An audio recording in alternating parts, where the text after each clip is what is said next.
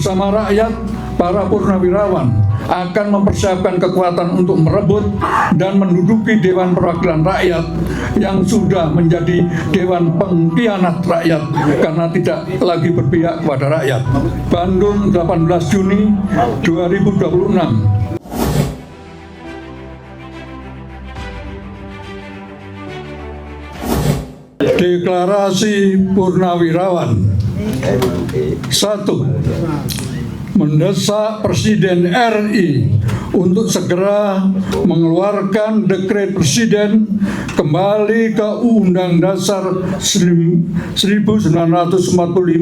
asli.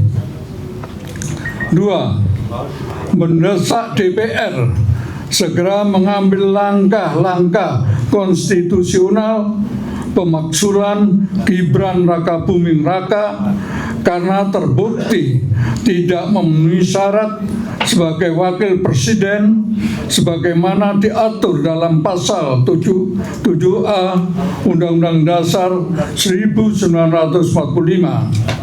Karena putusan Mahkamah Konstitusi nomor 90 PUU 21 tahun 2023 cacat secara konstitusional.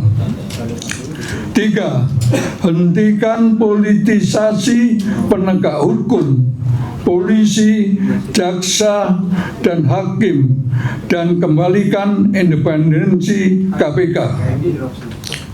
4.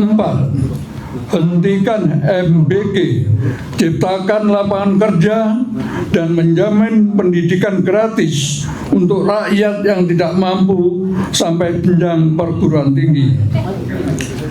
5. Demi untuk kepentingan rakyat, Presiden harus segera memberantas oligarki dan kroni-kroninya yang telah menguasai kekayaan dan sumber daya alam Indonesia.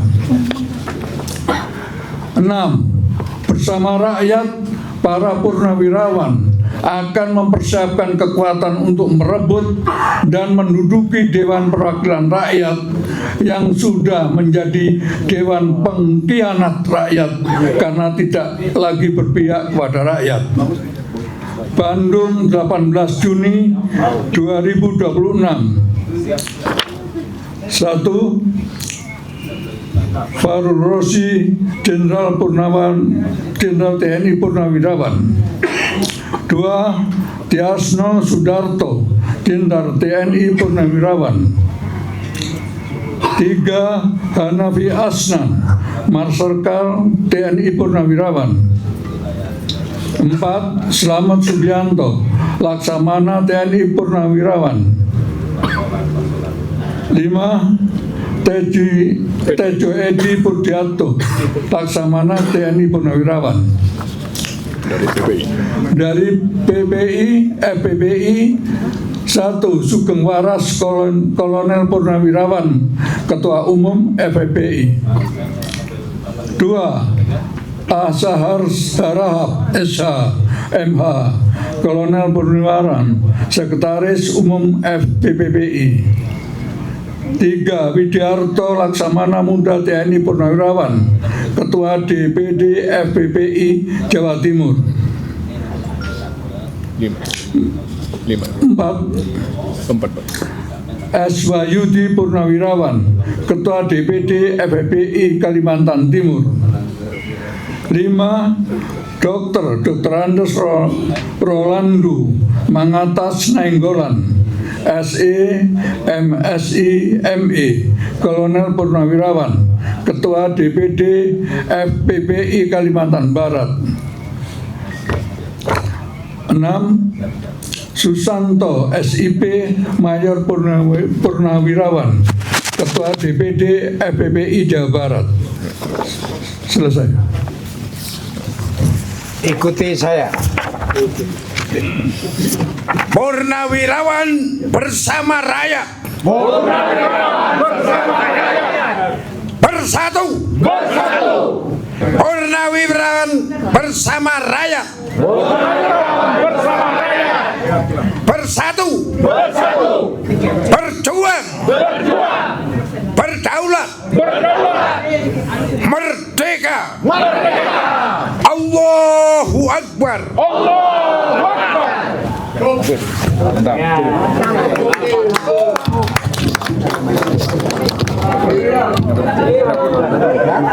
Assalamualaikum warahmatullahi wabarakatuh. Alhamdulillah, saya sesungguhnya pada hari ini merasakan betul kalau setelah hari ini tidak ada apa-apa, berarti memang kita semua nggak ada apa-apanya. Ya, jadi kalau boleh dibilang jangan omon-omon, kita kritik omon-omon. Tapi tentu saya akan mengawali dulu kebanggaan saya dengan Bumi Periangan. Pemberontakan PKI tahun 1948 adanya di Jawa Timur, tetapi tidak diberantas oleh Kodam Brawijaya, tidak juga diberantas oleh Kodam Diponegoro. Yang memberantas PKI adalah dari Kodam Siliwangi. Dari Bumi Siliwangi ini kita harus membuktikan bahwa ayo Bung, rebut kembali. Saya akan mengawali dengan kondisi warga negara kita, kondisi masyarakat kita. Secara umum masyarakat kita itu ngapain sih tuh si Alfian sama teman-temannya? Ngapain si Edi itu? Jadi yang perlu saya catat buat para hadirin semua, masyarakat kita ini tidak menyadari, tidak mengetahui, tidak memahami apa yang sedang terjadi. Kenapa? Karena mereka hidupnya susah. Susah banget susah. Kita semua tahu pengusaha tingkat menengah ke bawah itu betul-betul jeblak. Saya cukup terkejut teman-teman dekat saya, teman saya 40 tahunan yang lalu, ketika saya bilang, bro, gue mau nikah nih, lo gimana bantu apa? Kan, gue ini sampai beli beras aja nggak bisa. Jadi bapak-bapak, ibu-ibu, saya tidak ahli untuk menganalisis, tetapi memang ada sebuah skema sistematik untuk membuat masyarakat itu tidak berdaya. Terakhir saya dapat kawan dari Sulawesi, dia mengatakan kita mesti beli solar aja 55.000 per liter. Nah itu efeknya terhadap ikan, terhadap cabai, terhadap segala macam untuk masyarakat itu. Yang terakhir, lemahnya partisipasi masyarakat. Maka saya pada hari ini mencoba memberikan judul konsolidasi untuk mobilisasi perlawanan kita.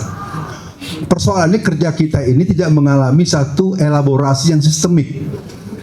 Tokoh-tokoh yang muncul udah nggak bisa dibantah. Saya dengan Mas Roy Suryo harus acung luar biasa.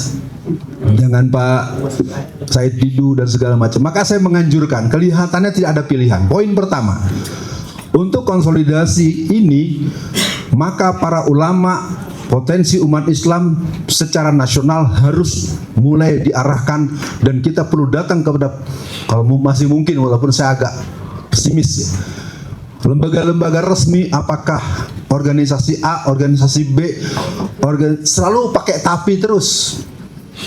Itu yang saya agak susah menyebut nama organisasinya. Selama gerakan-gerakan struktur dari gerakan umat ini, sebutlah dua sayap Garuda Islam, mudah-mudahan saya nggak menyebut ini karena mesti ada yang kurang nyaman. Konsolidasi tidak akan pernah terjadi selama khotib-khotib Jumat belum mengatakan, saudara-saudara, bagaimana kita punya negara dipandu oleh Bunda Teddy. Bagaimana itu tidak sederhana. Kalau kita baca Quran, fayanzuru kaifa kana akibatul mukazzibin. Bagaimana kita punya negara diurus oleh orang yang mempunyai abnormalitas seksual, dan itu terduga kuat. Bukan sekedar kita menuding, semua orang juga mulai terhenyak bagaimana kisah Sodom Gomorrah. Jadi poin pertama saya pikir, ayo Periangan, ayo Bung, rebut kembali. Halo Bandung. Dari Bandung kita akan bergerak bersama Ustadz Rizal Fadilah dengan komandan utamanya Edi Mulyadi.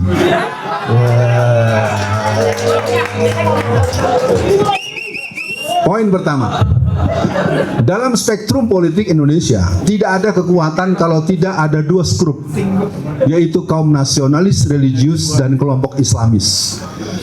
Pilihan inilah yang akan mungkin membuat kita bisa mempertegas. Saya nyatakan dengan berat hati, sebetulnya hari ini PKI sedang masuk pada tusukan-tusukan yang paling kuat, karena gerakan komunis Indonesia hari ini ada yang namanya LKI.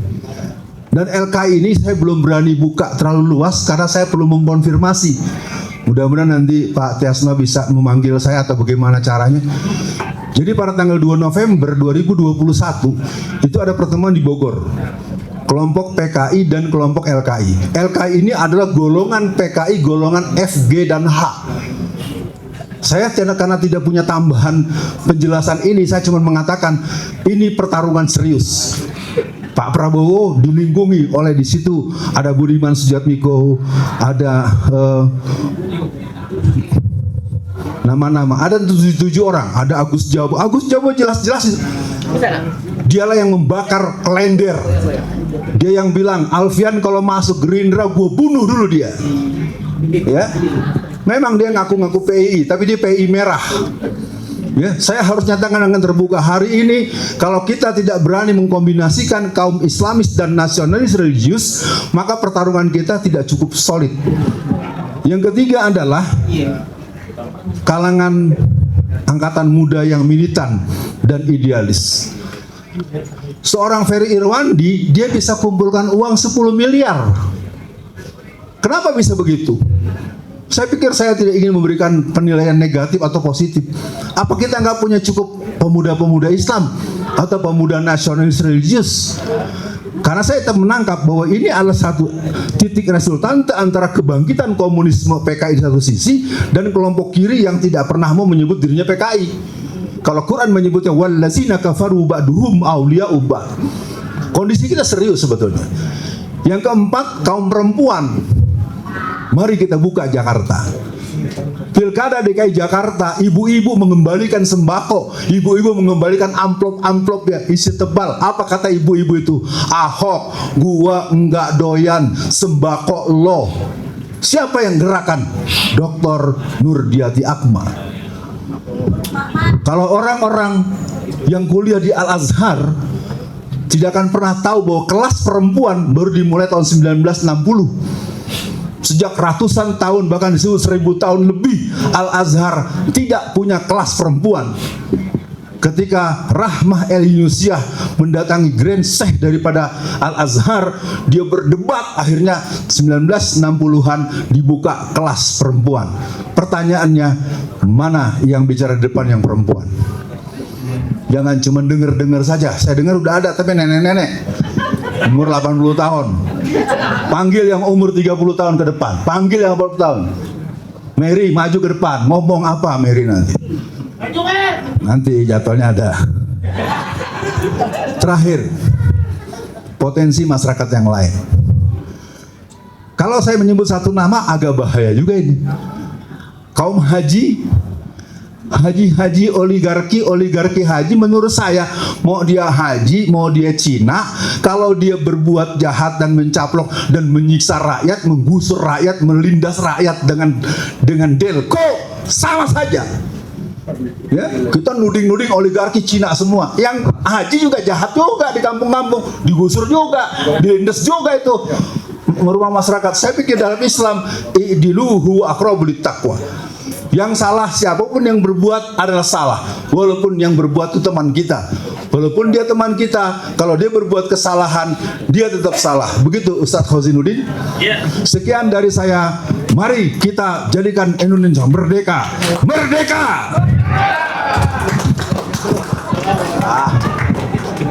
Terima kasih. Allahu Akbar. Baru buka mulut aja udah provokasi.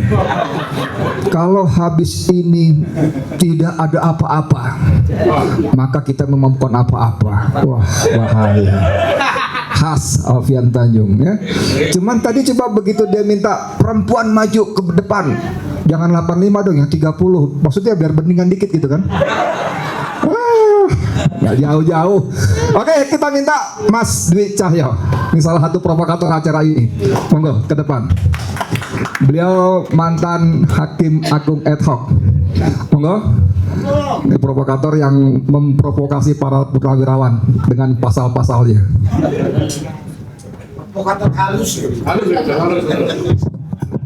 Habis ini kita tutup dengan langsung ini ya, bertanggung jawab acara Pak Kolonel Sugeng Waras. Monggo. Assalamualaikum warahmatullahi wabarakatuh. Yang terhormat sesepuh kami yang ada di FPP TNI dan di FPPI dan seluruh bapak-bapak yang satu perjuangan, satu frekuensi, satu tujuan.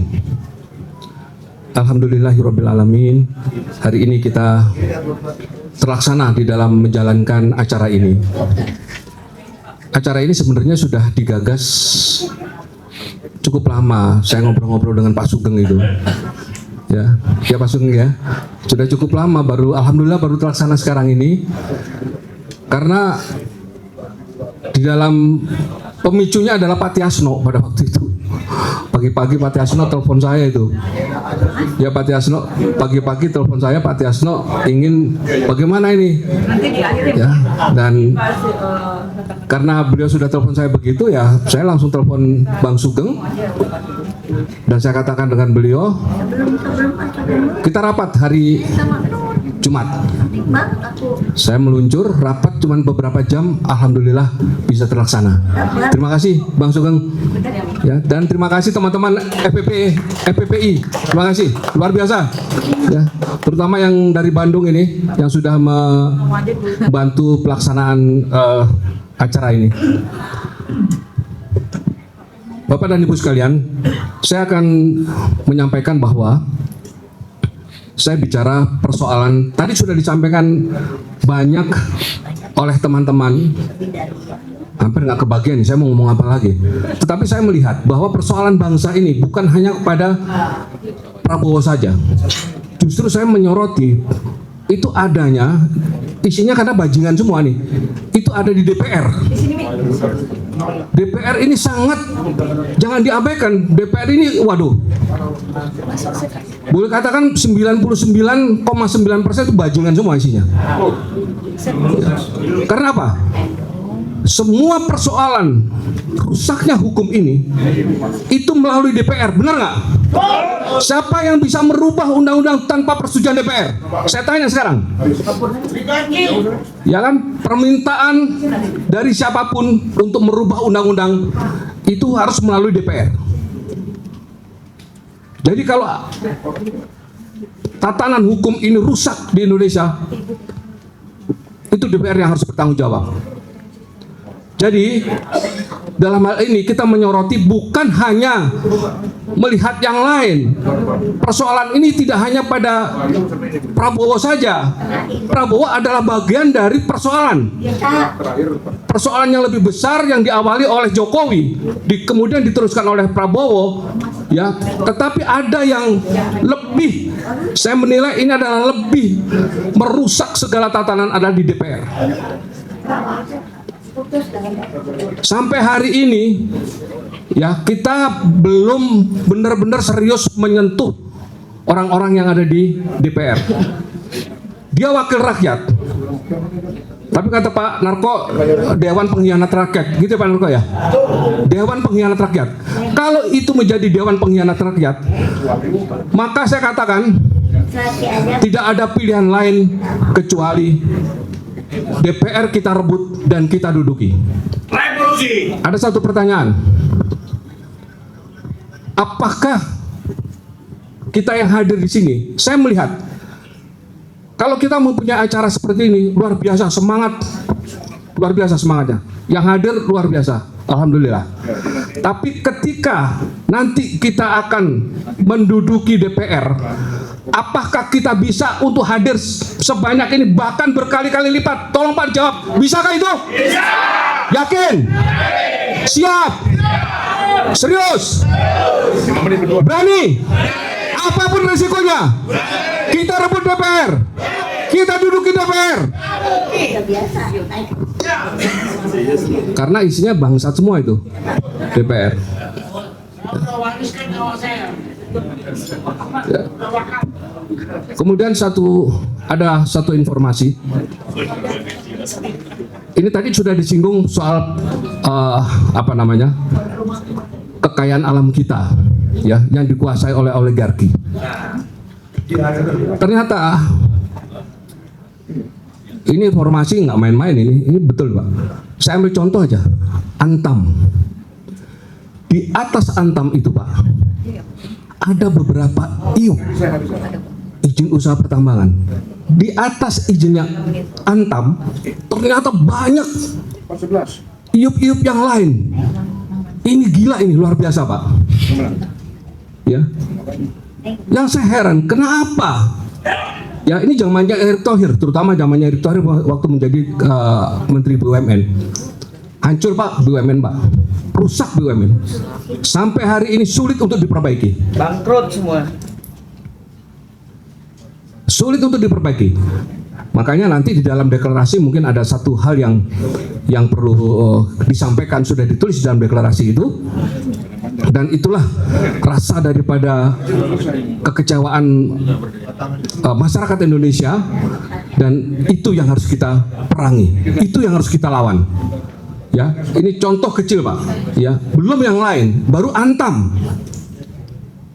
Di atas Antam, sekali lagi saya katakan, di atas IUP-nya Antam ada IUP-IUP lain yang dimiliki oleh oligarki, yang dimiliki oleh kroni-kroninya oligarki. Ini kalau kita diamkan, terutama yang dari daerah nih, FPPI yang dari daerah Kalimantan ada? Timur ada. Kemarin bicara dengan saya, ada masalah kan? Ya, betul. Betul?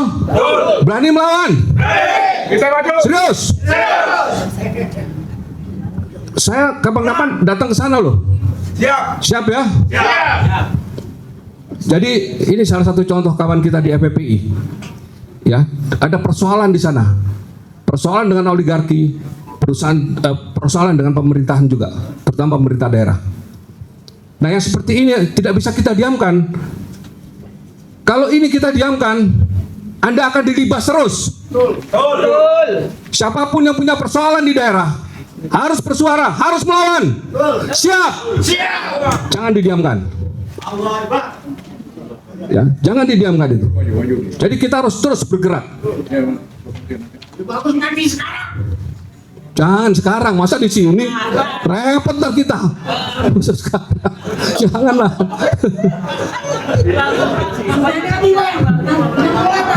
Kalau mati aja. Oke, siap. Saya udah wariskan deh.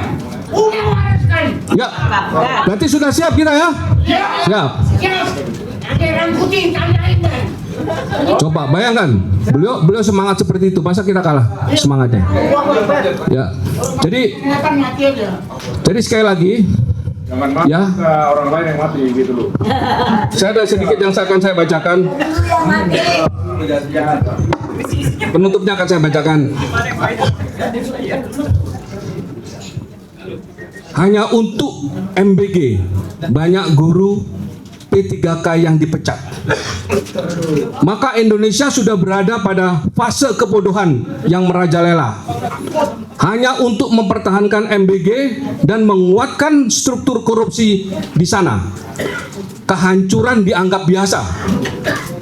Negara mempertontonkan keburukan dan membiarkan negeri ini dalam malapetaka. Jika niat jahat terus merasuk dalam pikiran mereka tanpa memperdulikan rakyat, maka tunggu saatnya kalian masuk neraka. Demikian, terima kasih. Lebih kurangnya mohon maaf. Billahi taufiq wal hidayah. Wassalamualaikum warahmatullahi wabarakatuh.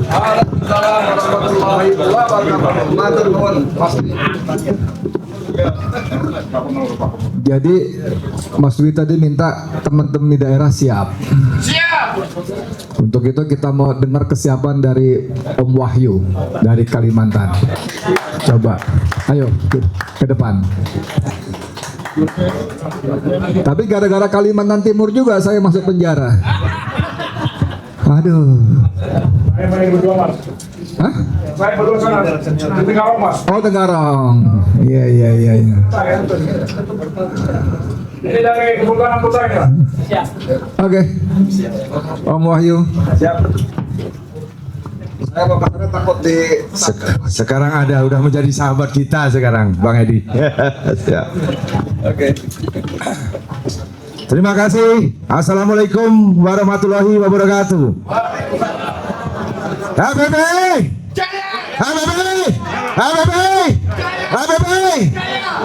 Terima kasih para senior dan para guru saya yang telah mendidik sebagai prajurit sampai hari ini pun saya malu kalau dikatakan perang, takut. Maka saya keterpanggilan dan datang ke Kota Bandung dalam acara Dialog Nasional Kebangsaan. Di Kalimantan Timur tidak pernah sering diekspos, padahal kasus PIK 2 lebih parah di Kalimantan Timur, di Muna Hitam. Ini yang terjadi. Saya selaku Ketua DPD Kalimantan Timur dan pembina kita dari Kesultanan Kutai, apa yang didapatkan? Mohon izin para jenderal senior saya, para aktivis dan wartawan dan pengacara, saya meminta bantu bagaimana juga memecahkan kasus-kasus kriminalisasi terhadap tambang batu bara, bahkan bangsa Korea yang telah mengeruk 11 tahun lebih. Sampai hari ini mereka 1 bulan pun 1,5 triliun. PT Ganda Alam Makmur GAM, kelompok kanan tani kami pernah berjuang bahkan di timur-timur, bahkan di Aceh, tapi apa yang kami dapatkan? Ini setelah pulang kampung ke Kutai, awak ada pitis, bilang orang Kutai, dirampok. Dan tanah IKN pun sampai hari ini belum terbayar. Mohon izin, pada saat itu Bang Edi mungkin ada bla bla bla, tapi belum ketemu. Tapi hari ini alhamdulillah kita ketemu Bang Edi. Saya mengatakan waktu itu, saya bilang kita lihat apa benar ini kita akan dipolitisir, diadu domba, hanya kepentingan kelompok. Oleh apa? Oleh Jokodok dan Jokower. Ini terus terang. Yang gerok dia itu. Saya sampai hari ini pun ada pengintaian bahwa Ketua Umum sering menyampaikan kepada saya, hati-hati Dek Wahyu. Saya tidak takut hanya satu, Allah Subhanahu wa Ta'ala yang saya takutkan. Dan saya melihat apa? Panglima Jenderal Sudirman ini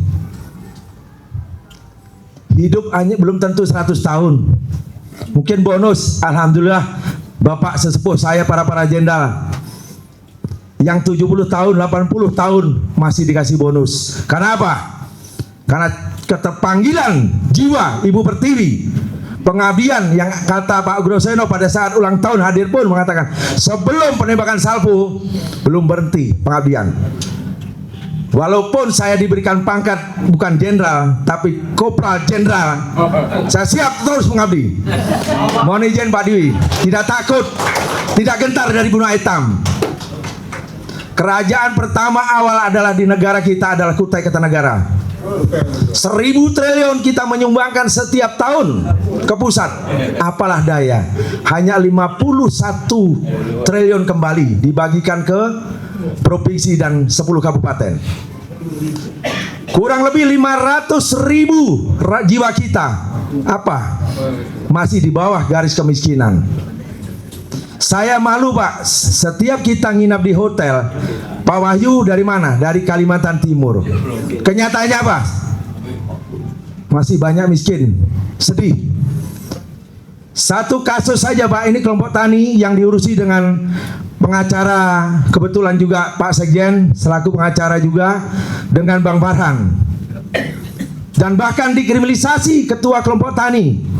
Ditahan Pak. Tidak salah ditahan. Dan saya sempat sendiri, saya 40 preman memakai apa? Mandau. Saya akan ditimpas kalau bilang orang Sunda dikadek. Tapi saya tetap lanjutkan.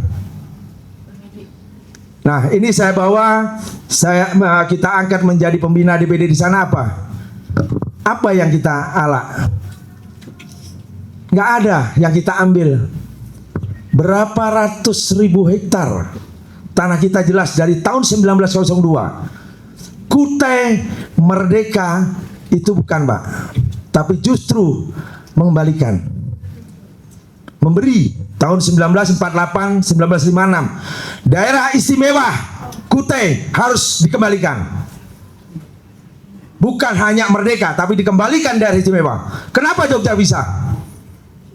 Kenapa Aceh bisa?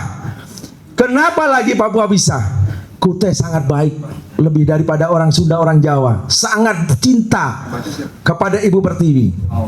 Tetapi kita dibohongin oleh para company, yaitu komplotan penipu-penipu petani. Ini company ini harus kita hanguskan. Dan ini dialog nasional kebangsaan, mohon izin Bapak Jenderal, Bapak Ketua Umum, bukan hanya hari ini, tetapi dilanjutkan dan kami siap. Tempur pun kami siap. Tidak ada gentar. Kalau saya gentar hari ini boleh tanda tangan jempol dengan saya, dengan saudara-saudara saya. Dan ini saya sebut sebagai Panglima Terenggiling. 7 orang kita berangkat dari Benua Etam. Untuk apa? Ingin bersilaturahmi dengan para senior saya dan sesepuh yang melihat hanya di YouTube. Tapi hari ini kita bangga bahwa betul-betul kenyataan. Lubang-lubang yang begitu dalamnya, hanya apa yang didapatkan, Pak? Boleh silahkan dicek di sana. Apalagi sekarang politik di Kalimantan Timur, Bapak mungkin bisa lihat. Iya. Ibu sudah lihat. Kacau. Malu. Iya. Beliau bukan orang kita. Kita Kutai, kerajaan pertama awal tidak pernah pernah menjadi preman, Pak. Mungkin Bapak lihat saudara-saudara saya Dayak. Itu adalah saudara kita. Kita rekrut Pak. Jadi suku tertua di sana adalah Kutai. Kalaupun hukum adat itu adalah yang paling tertinggi Kutai. Bahkan kerajaan pertama atau yang masuk Islam pun Kutai. Hindu pertama pun Kutai. Dan di sini saya berdiri di tanah Sunda ini adalah adik kita. Jelas itu, Pak. Dalam Mula Warman dan Muna Warman ada sejarahnya. Tidak bisa dihapus. Pasundan dengan Kutai. Karena apa? Ada kerajaan dulu adalah Kudungga. Jadi ini adalah saudara. Alhamdulillah saya ditugaskan pada saat di 305 Batalion Tengkorak. Saya dapat orang Sunda, berarti diterima di Siliwangi. Nah ini